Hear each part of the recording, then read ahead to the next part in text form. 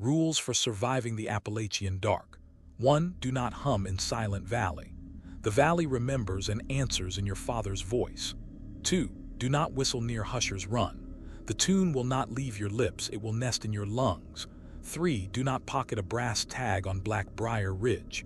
It wakes the coal angel, soot wings, cold hands, polite as a nurse, and it will follow your sighs home. While you listen, expect your phone to ring with your face on it. Expect your vents to sing and your sink to breathe in. Watch the salt line break and reform around prints with long toes. See fog draw a smile on your window. Watch a tag jump to in by itself. Feel dust rise behind you, shaping wings. When the pressure drops, the dead stand taller. Obey the rules. Don't answer when the dark calls first. Don't turn, don't say names. Breathe through your teeth, count backward. Press play, and please, for your own sake, don't hum along tonight.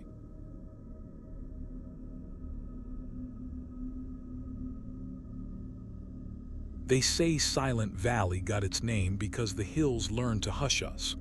Old people warned us not to hum, not to whistle, and not to call a name after dark because the valley calls back. I used to laugh at that. I don't laugh anymore.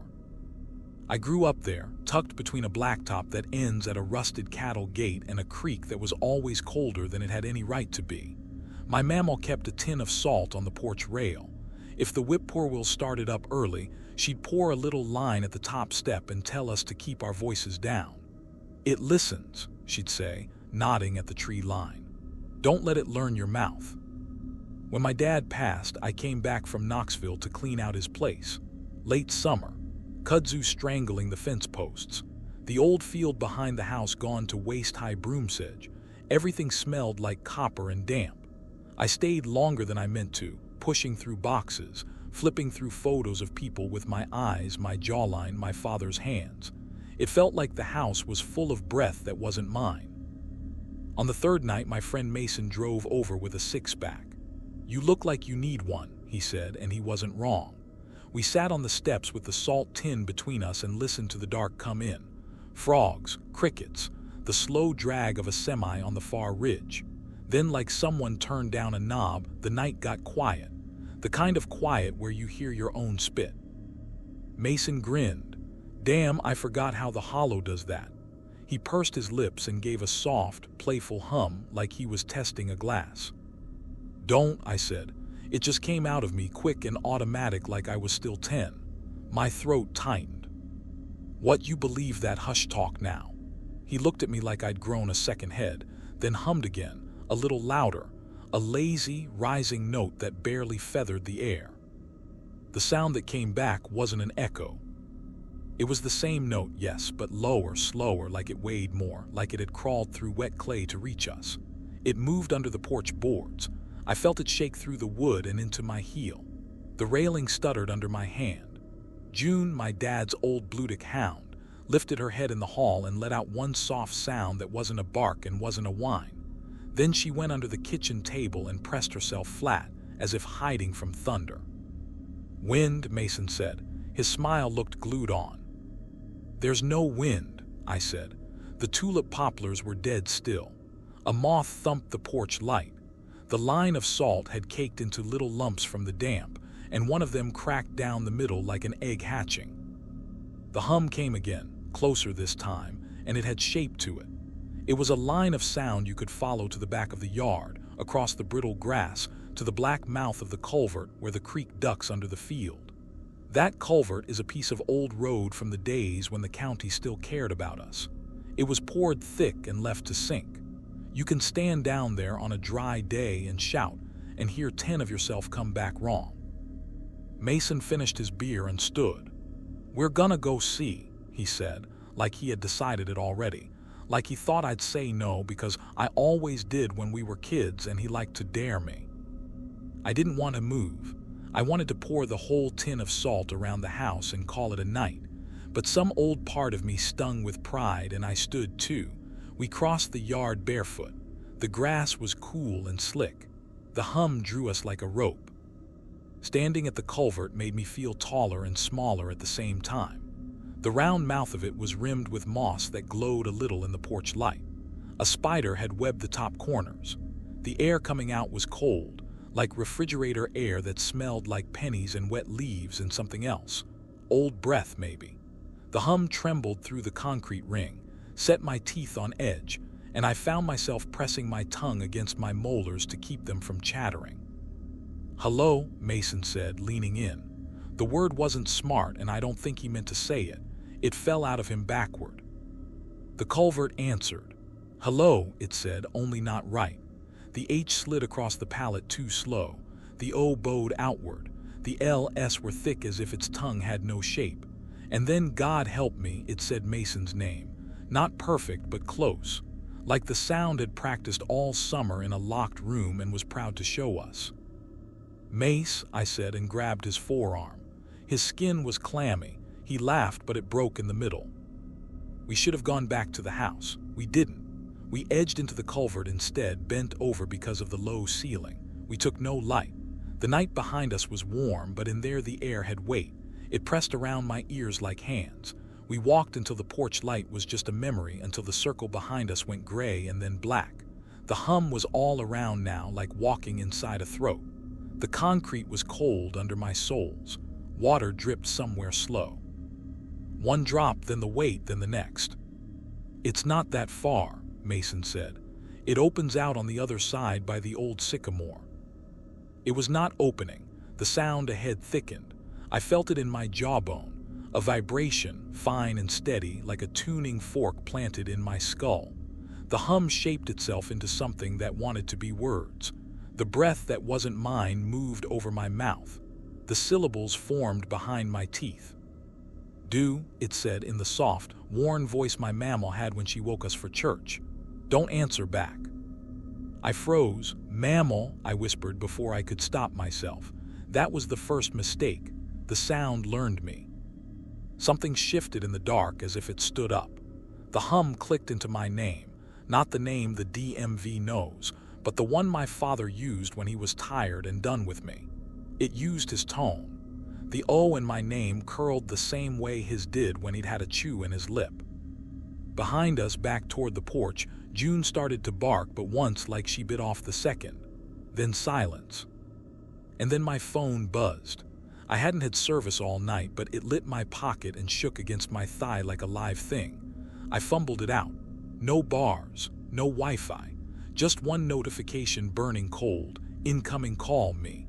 My own number, picture and all, grinning up at me from 2 summers ago. I answered because fear makes you stupid. On the other end, I heard air moving through someone else's teeth, and the faintest tune. A low hum, the kind my dad used to make when he was fixing the mower when he forgot anyone could hear him. A child's voice joined it, high and sweet, a voice I hadn't heard in 20 years. My voice when I was 5, singing the Sunday school song Mama taught me. The culvert picked it up and gave it back to me, slow, proud. Mason's hand clamped down on my shoulder, too hard. "Don't talk," he breathed into my ear, but it wasn't him that said it. It was me. It was my voice from behind me where he was. Something warm and wet exhaled against the back of my neck, close as a mouth. "I finally found you," it whispered, in my exact tone, and then the sound in front of us opened like a door.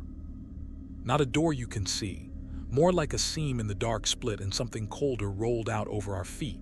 It smelled like the inside of a well. The hum drew back like it was inhaling. Behind me, right at the nape, my own voice said, "I finally found you," so soft I felt it more than heard it. I didn't turn. I don't know why I knew not to turn, but I did. Mason's fingers dug into my shoulder. He was shaking.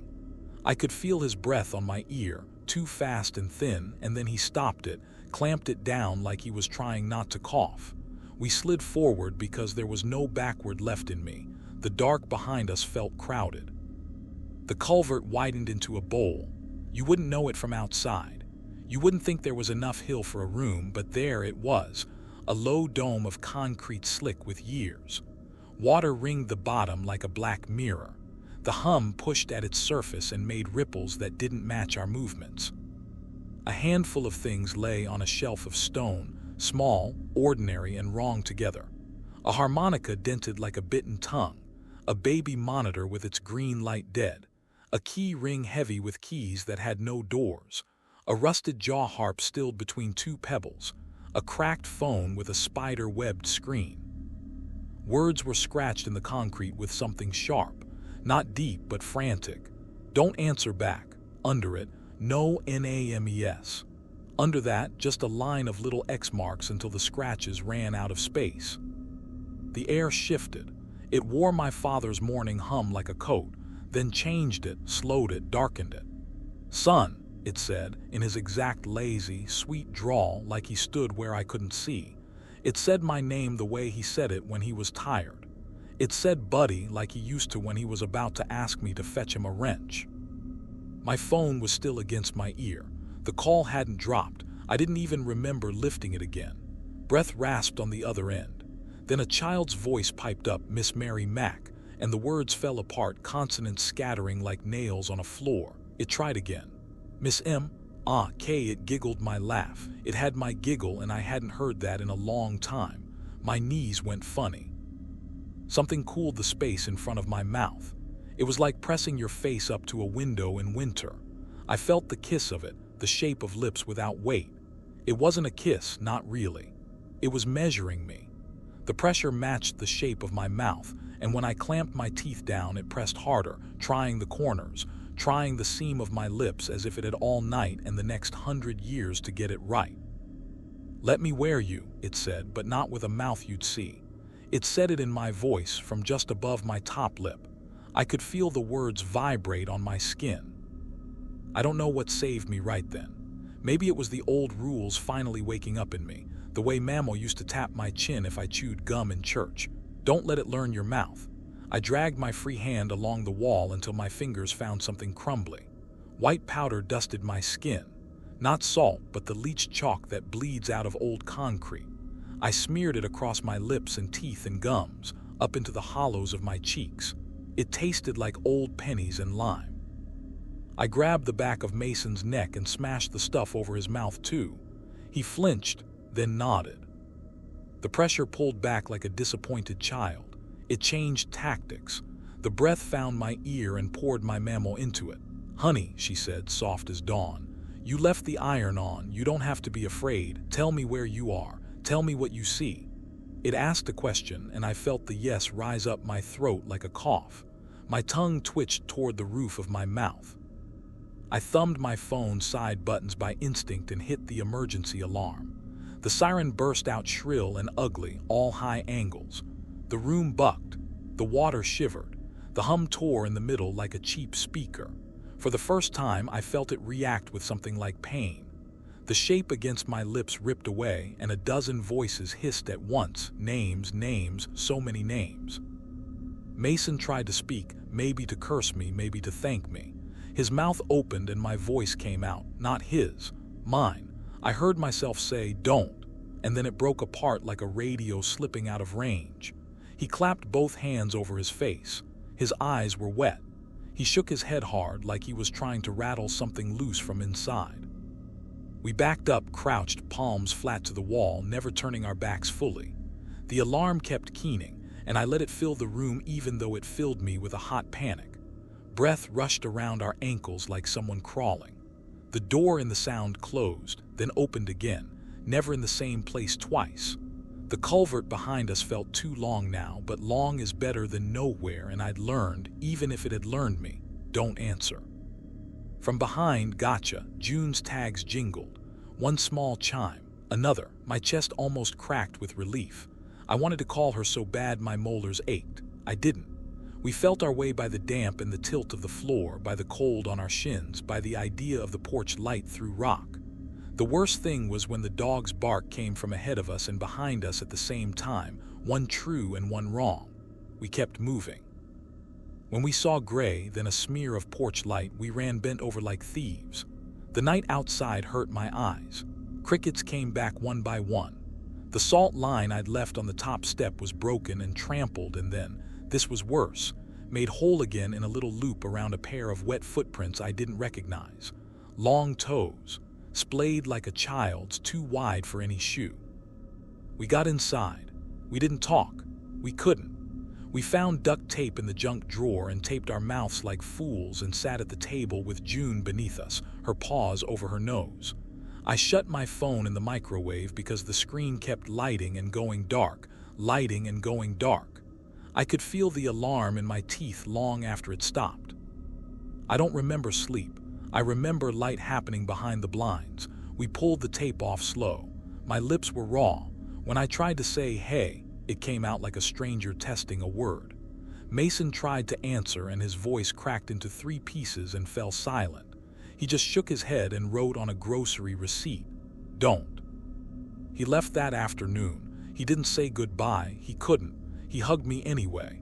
His chest hummed against mine. It wasn't melody. It wasn't anything I wanted to know. I went back to Knoxville with boxes in June and the tin of salt wrapped like a baby in a towel. The first night, my phone had 6 voicemails from unknown local numbers. In each one, my voice gave directions to my father's house and told them to come to the culvert after dark. At 3:11 a.m., my vents hummed my dad's tune and the drain in the bathroom sink breathed in and out once like a lung. I don't hum anymore. I don't sing.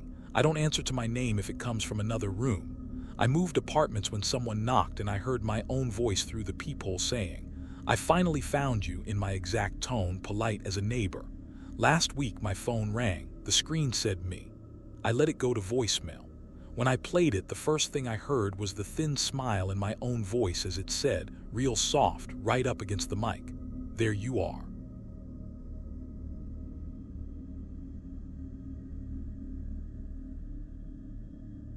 They named it Husher's Run because the water their swallows sound. You can stand on the little wooden footbridge and yell your name till your throat burns, and it comes back thin and small, like a secret you shouldn't have shared. Folks say that's why you don't whistle there. The valley will take it. It'll take your tune, and then it learns you. My granddad slapped the habit out of me when I was a kid, just a flick to the ear if I puckered up after dark. "No whistling," he'd say, eyes on the trees. "Not near running water, not on the ridge. If you hear a tune you know you didn't hear it." He'd pack his pipe and add low, "Husher's Run is a throat, don't feed it." I forgot that rule, or I ignored it. It's easy to laugh when you're young and the creek is just a creek. It's not easy now. I work for the county now, part-time, checking flood gauges and those old metal staff plates driven into rocks to read the water heights after big rains. I'm used to being alone by creeks, boots slicked with moss, breath-making fog in the hollow where the sun can't get. In late October 2 years back, we had a 5-day rain that dragged half the mountain downhill. The dirt road into Silent Valley was all ruts and shine. You could smell raw mud. The leaves stuck to the windshield like wet brown hands. They sent me to Husher's Run to log the high mark and take photos of the damage to the footbridge. I went alone. It was noon when I parked by the pull-off, but the light under the rhododendron stayed like morning, thin and blue. The bridge was still there, slick and bowed, nails showing like teeth. The water foamed hard and steady underneath, chewing at the roots. I don't know when I first heard the whistling. It didn't jump at me, not like in movies. It slid into the noise I was already hearing, froth, drip, a hawk somewhere far up screaming like a kinked hinge. Then faint, slow as if it wanted to be polite, 2 notes, a pause, 1 note held too long. The same pattern my dad used to whistle when supper was ready and he didn't want to holler my name. I froze. My old body remembered before my brain did. My feet turned me toward it the way a hound lifts its head on scent. "Nah," I said out loud, trying to laugh. The sound of my voice made the run go softer, like the water was listening. I took the little orange notebook and my phone out of my pocket, took pictures of the black line of flood scum on the laurel leaves, the bent reeds, the water line on the big flat rock like a bruise. The whistling came again. 2 notes, pause, 1 long, from upstream, then from downstream, then from the slope to my left where there was no water at all. I told myself it was birds. You can tell yourself anything if you say it in the right tone. I stepped out onto the bridge. It groaned under me, that tired noise old wood makes, like somebody rolling over in their sleep. "Don't stop," Old man Jessup had told me once in the gas station when he saw the county seal on my jacket and the mud on my boots. If it whistles at you, don't you stop. Don't you count the notes. It ain't whistling out, it's whistling in. I should have listened, but the thing about rules is you don't feel them until you bend them. I took 3 more steps, slow, easing my weight onto the middle plank where the nails had popped. The run breathed cold up my pant legs. The tune came again, closer, and I smelled breath with it. Not mine. Wet wool and penny metal. "All right," I said. "I don't know who I thought I was talking to. Cute." I put the camera to my eye. I snapped a shot of the far bank where the bank had torn out. When I lowered it, somebody stood in the Laurel tunnel there. Somebody my height, my build, gray hoodie up, jeans. I didn't see a face. I saw a shape. They held up 2 fingers like peace, man. I blinked and it was just rhododendron leaves again, all waxy and dripping. My stomach went odd, like when a hill is steeper than it looks. I took 1 step back and the wood squealed beneath my heel. The whistling changed without changing. It kept the same pattern, but now it was using my breath. I know that sounds crazy. What I mean is I could feel the pull low in my lungs, the little tug that happens a split second before you make sound. It was in me first and then in the air. 2 short a pause, then 1 long. I wasn't whistling. Nobody was. But my ribs felt like I had. Back at the truck, I had a jar of road salt I keep in winter for traction. I pictured it sitting there like a talisman, 5 minutes away. I pictured getting off the bridge, getting to the jar, laying a line like my granddad did.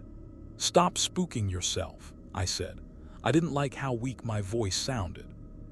The tune came from behind me then, across the road, past my parked truck, past the wet ditch, up on the slope where the red oaks punch out of the shale.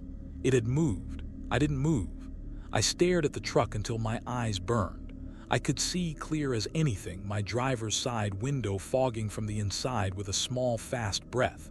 It drew a circle in the fog like a nose pressed there. Then a smile line. I stepped back too quick. The bridge lurched. My boots skated. I windmilled like an idiot.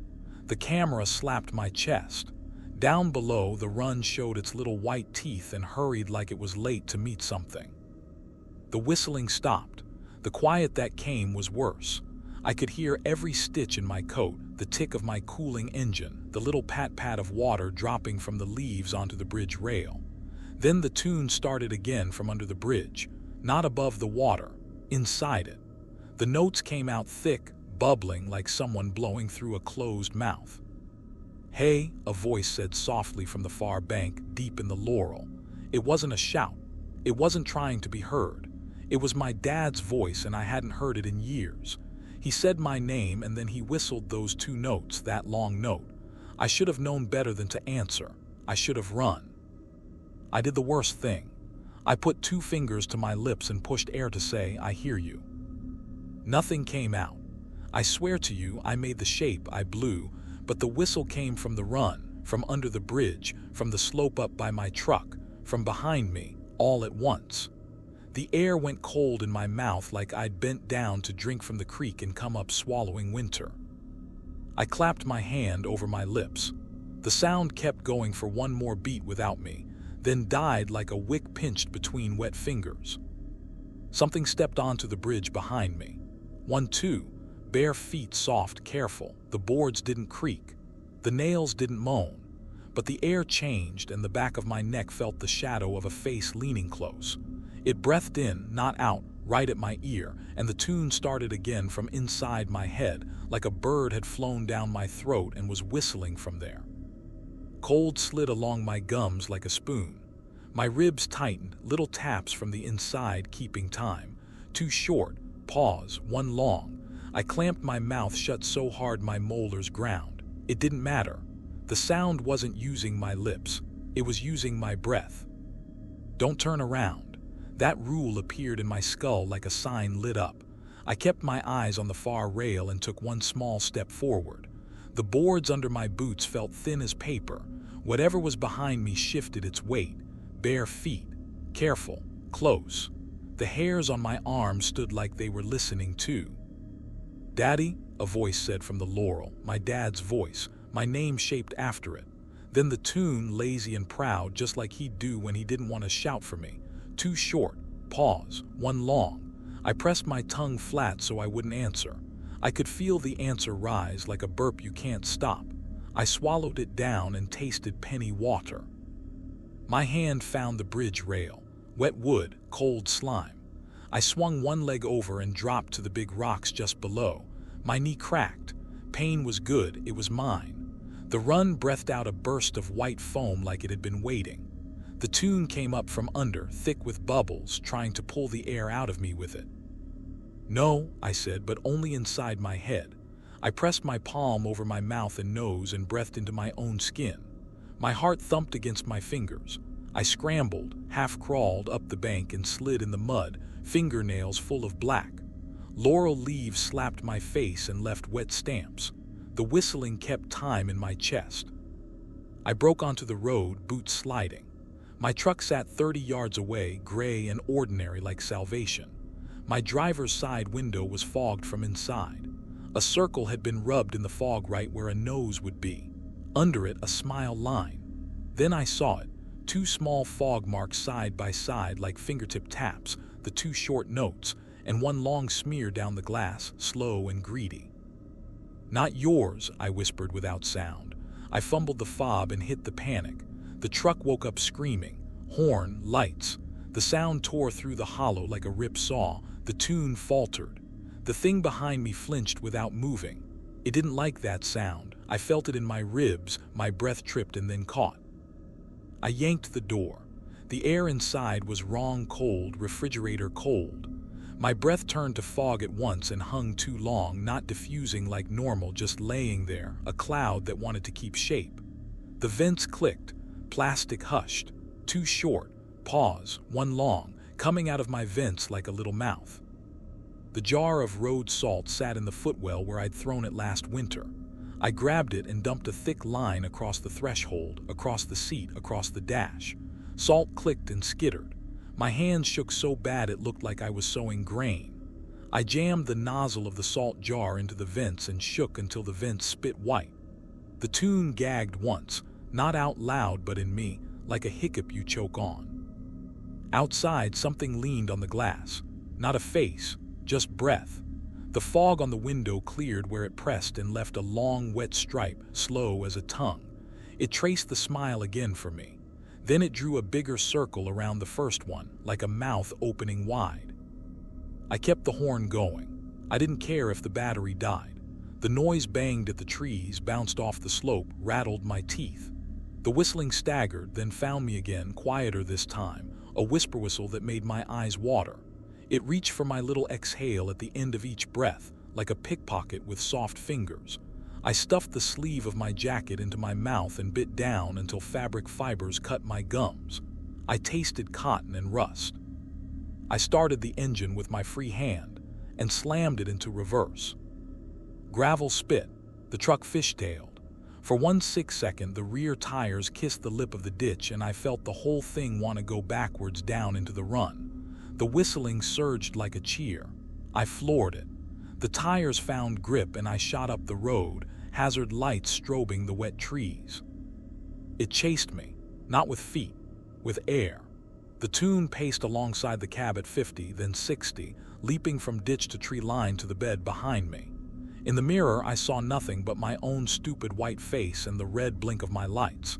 Then for 2 heartbeats, I saw a second me, jogging easy in the Laurel at the same speed as the truck, hood up, head tilted like it was listening, fog pumping from where its mouth should be. It turned its head toward me without breaking stride, and even though it had no face, I knew it was smiling. I hit the ridge and the world opened a little. The high wind grabbed the cab and shook it. The tune thinned like smoke in a draft. At the first cell bar, I called the office, lied about a washout, said I'd do the gauge tomorrow. My voice sounded like gravel in a can. When I hung up, I realized I'd been holding my breath in little chops. 2 short, pause, 1 long.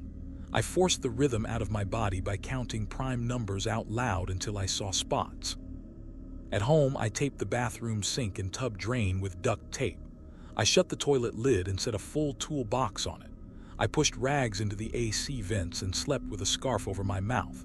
I woke 4 times to the sound of distant whistling and sat up until I realized it was my dream running on in my own breath. The 5th time, it wasn't a dream. It came from the kitchen tap, straight through metal, 2 short, pause, 1 long. I wrapped the tap in a dish towel until my hands shook.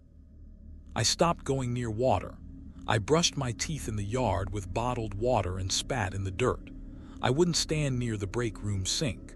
Folks at work joked about it until they stood by me in a hallway and felt my breath lift the hairs on their arms in that pattern. They didn't joke after that. Old man Jessup caught me by the Coke machine one afternoon and looked at me long. He smelled like smoke and camphor. "It got in you," he said, not even a question. I nodded because my throat didn't feel like words. "It ain't trying to whistle out," he said, real soft. "It's trying to whistle you hollow. Don't sleep with your mouth open. Don't stand over drains. And if a child ever tries to learn your tune, run." I moved apartments. I ran box fans at night just to give the air something else to do in my room. I bought a white noise machine. It helped. For a while, the tune only showed up if I forgot myself and breathed a laugh in a cold aisle at the grocery store. Then it got bold again. I would wake to my phone screen lit, recording audio by itself. When I played the files, I heard my own breath do the pattern for 20 minutes straight, slow and patient, like I was practicing in my sleep. The last time I saw my sister, we ate on her back deck with the radio low and the sun going orange behind the ridge. My niece, 6 years old, sat on my lap and stole my hat. She's a mimic, always has been. She pressed her ear to my chest like a seashell and giggled. "Do you hear my heart?" I asked. She put a finger to her lips, 2 short taps, pause, 1 long. Then she whistled it perfect, my dad's tune but with my breath in it. My whole body went ice. "Where'd you learn that?" I made my voice light. It came out wrong anyway. She smiled like kids do when they know a secret. "From your mouth," she said, matter of fact and pointed. "From the man who's standing in there." I don't go to Husher's Run anymore. I don't whistle, not for anything. But sometimes, when I'm falling asleep and the room is very still, I feel something leaning, polite as a neighbor at the fence, waiting for me to forget and open my lips so it can step a little farther in.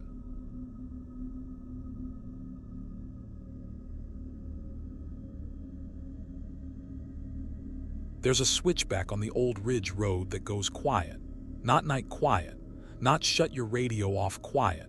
This quiet has weight. It slides in behind your teeth and lays its hand on your tongue. You don't hear your own tires.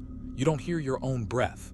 You feel the van move, but the sound of it doesn't belong to you anymore. They don't print that on the yellow warning sign with the chevrons. Locals just say, "Don't stop on the dead quiet switchback." They say it like a weather report, like it's not an argument. I took a job last winter running parts for the county. Deliveries to pump houses, relay shacks, little buildings that keep normal life humming. One Friday night, ice started to stitch over the ridge and a generator at a cell site hut blinked out. Dispatch said the tech was stuck on the far side waiting. "You're the only van closed," she told me. "Take the ridge road. If you hit the switchback around 10, you'll be fine. Just," she stopped. I heard her breathe. "Just don't stop there. People get nervous." At the diner at the foot of the grade, I grabbed coffee and asked the woman at the register about it. She had a small gold cross and a name tag that said me. She didn't smile. She took 3 bent nails out of a jar by the tip cup and tied them into a little triangle with red thread. She looped it over my turn signal stalk like she'd done it 100 times. "If something gets in behind you," she said, "don't take your foot off the gas. Not for nothing. Not for nobody. And don't look at your back seat. That's just for you." She pulled her mouth tight like she wanted to take the words back and couldn't. I told her I'd be quick. I told her I didn't scare easy. She slid my change across the counter and tapped the coins twice, like a little knock. The ridge road climbed in long, lazy curves until it didn't. The last mile pitched up hard. A black line of guardrail bracketed the drop. The wind scraped at the high pines, but down where my wheels touched the asphalt, the air felt close. My headlights caught a white roadside cross with fake sunflowers wired to it. The petals shouldn't have moved. They did, just a little, like something brushed them inside the plastic. The yellow 15 mph sign for the switchback flashed up with a row of chevrons crowding a cut in the rock face. I eased down, hugged the inside, watched the paint lines. The van's engine hummed steady under my feet. Then the hum thinned to a feeling, and the feeling thinned to nothing, and the nothing got thick. My hands locked around the wheel without me thinking. I pressed the horn out of habit when the turn tightened. The horn didn't answer. It felt like honking underwater. My own breath didn't make a sound. My teeth ached like a storm was crossing the roof of my mouth. The nails-on-thread charm swung once and then hung still, dead center, like the air had a nail in it. I said a single word out loud just to hear something. Okay. My lips moved, nothing. On the apex of the curve, something was parked on the shoulder with its flashers going. Orange hazard lights ticked slow. No click sound. No engine noise. Just the light glinting off wet rock on-off on like a heartbeat with its sound cut out. It was a small car, older, nose toward the bank. The driver's door sat open a few inches. My headlights touched glass and made a pale face inside, turned away, or a headrest turned wrong. I couldn't tell. As I crept past, the hazard light strobed across my dash, and for a blink I saw shapes in my own back seat like someone's head resting against the window. Then darkness, empty cloth, no one there. I kept the van moving. Me's voice lived under my skin. Don't take your foot off the gas. When the turn opened, I breathed, even if the valley kept it, and checked the rearview without meaning to. The small car's hazard lights did something they shouldn't have. They stayed level behind me at the same size, like they were matched to my speed. The road bent and they slid like eyes pinned to a track. Then the switchback pinched a second time into another hairpin with another set of chevrons. I hadn't seen two turns on the map. Maybe I missed it. Maybe I didn't. The second turn grabbed the van and pulled. The engine note was gone. The sound of my tires was gone. I felt the wheel fight me, and I fought back on muscle memory. The white cross with sunflowers flashed again in my headlights at the inside of the bend. I could have sworn the first cross was lower down the hill. This one had 4 flowers instead of 3. The plastic petals trembled in a wind I couldn't hear. Something cold reached up through the floorboard into my shoe. It wasn't wet. It wasn't air. It was like a thin hand lay over the top of my foot and pressed my heel down. Not hard, just heavy. My knee stiffened. The van held speed. The turn demanded focus. The guardrail edge went black, then silver, then black again as my headlights bit the posts. From the dash vent right by the windshield, a breath came out. Not mine, not air, just the shape of someone exhaling in the wrong place. It fogged a little oval on the glass. The oval hung there, whisper white, then stretched into 5 long streaks like finger marks as something leaned in against the inside of the windshield and slid down into the dash. The streaks didn't drip. They faded like a memory. I didn't look back. I couldn't. I looked at the thread triangle and the road and the paint. I told myself, keep going, keep going, keep going. In the top left corner of my windshield, where the inspection sticker sat, a new rectangle half showed itself in the light. It looked like tape residue. Then black letters floated up under the glue sheen as if warmed from inside. Passenger. The question sat backward like a message painted on the outside to be read in a mirror. I could read it just fine. My phone lit on the seat with a new voice memo I didn't start. Title said, Switchback. The timer ran on its own. I didn't touch it. I didn't want to hear what it thought it was recording. The third hairpin came up, and that one I knew wasn't on any map. The rock face on the inside wore old rubber marks like black brushstrokes. The guardrail showed scars at knee height, fresh and dull. I smelled brake smoke that wasn't mine and a hot metal tang like pennies in a jar. The van's speedometer needle flicked up and down without moving the way my foot told it to. Up ahead across the lane, a white birch had come down. Not big, but big enough to make a thin gate. One of the chevron signs leaned against it at an angle, metal bent like someone had set it there on purpose. I had less than a second to choose. My foot twitched to brake. Behind my head, from the place where a person would bend forward between the seats, a voice said, in a whisper so close I could feel the air of it on my neck. "Don't stop." I heard it. It made it through the quiet. It was my voice. I took my foot off the gas. The van didn't jerk. It didn't lurch like it should on a steep hairpin.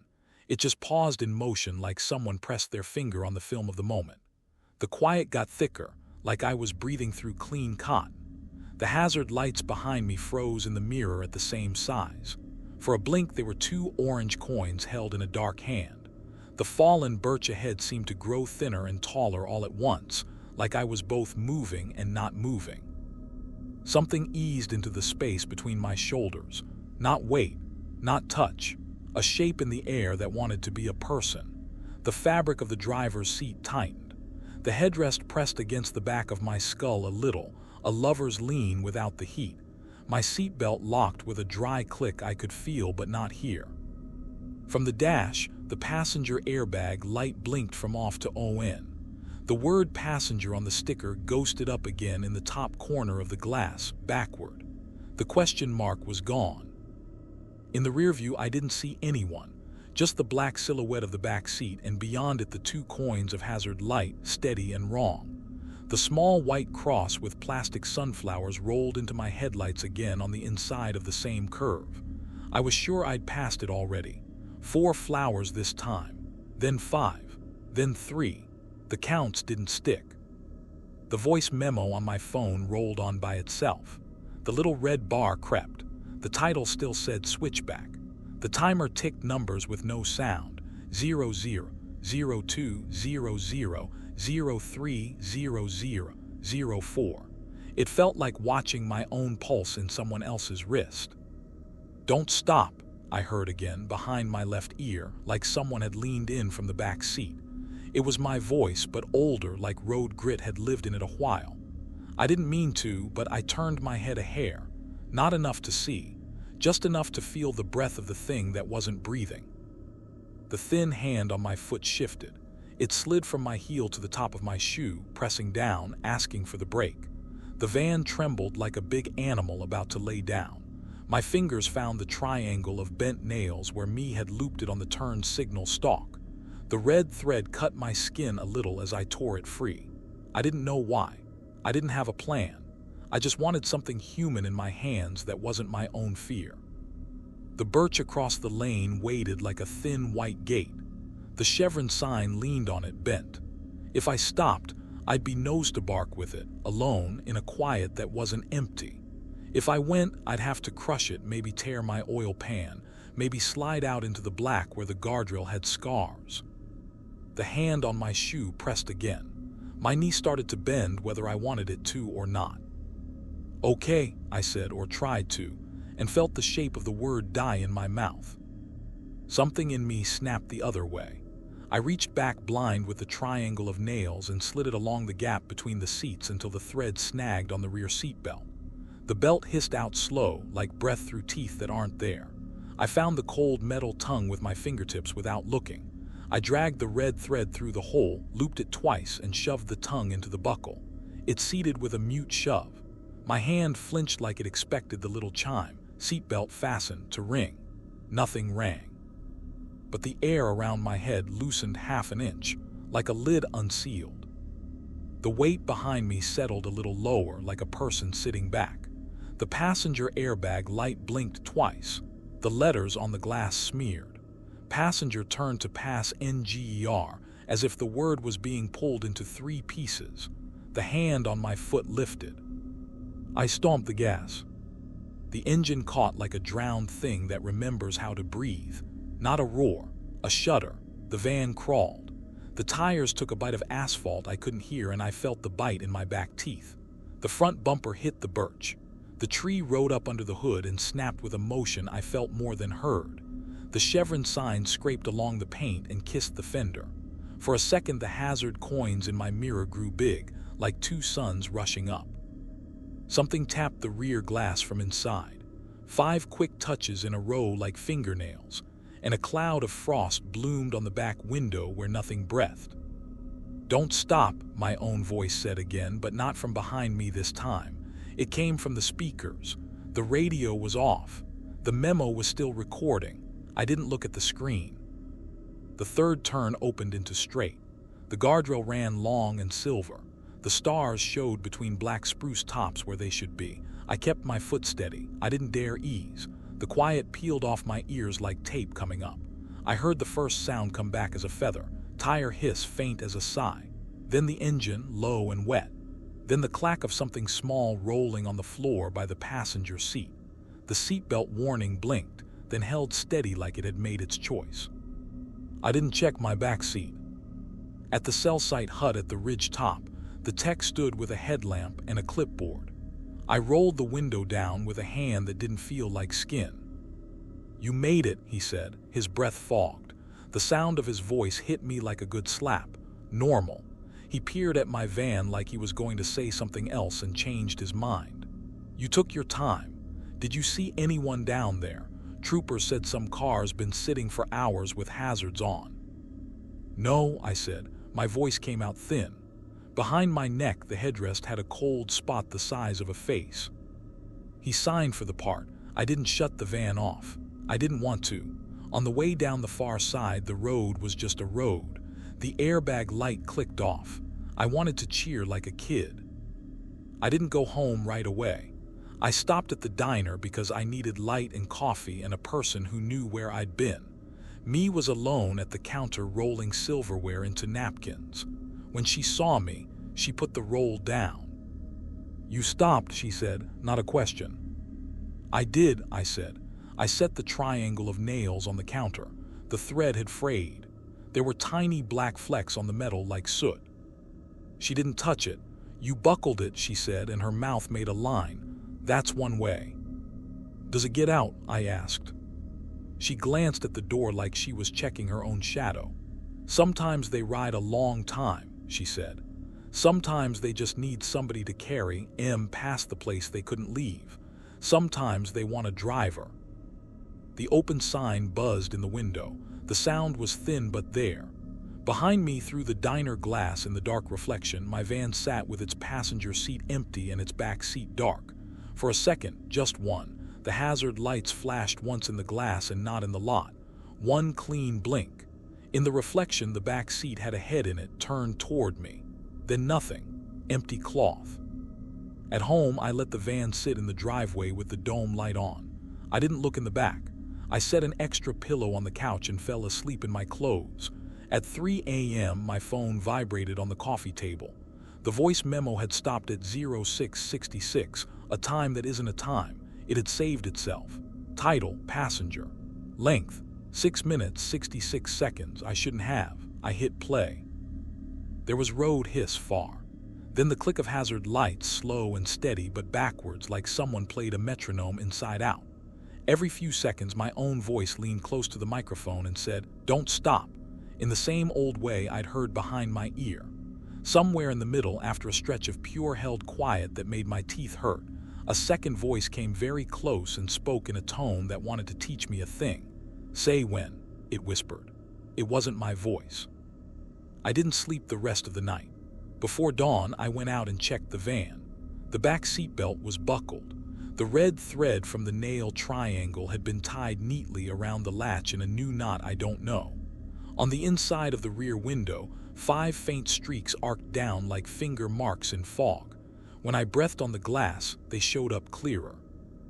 On my first stop the next morning at a red light in town, for one beat the whole world went soft.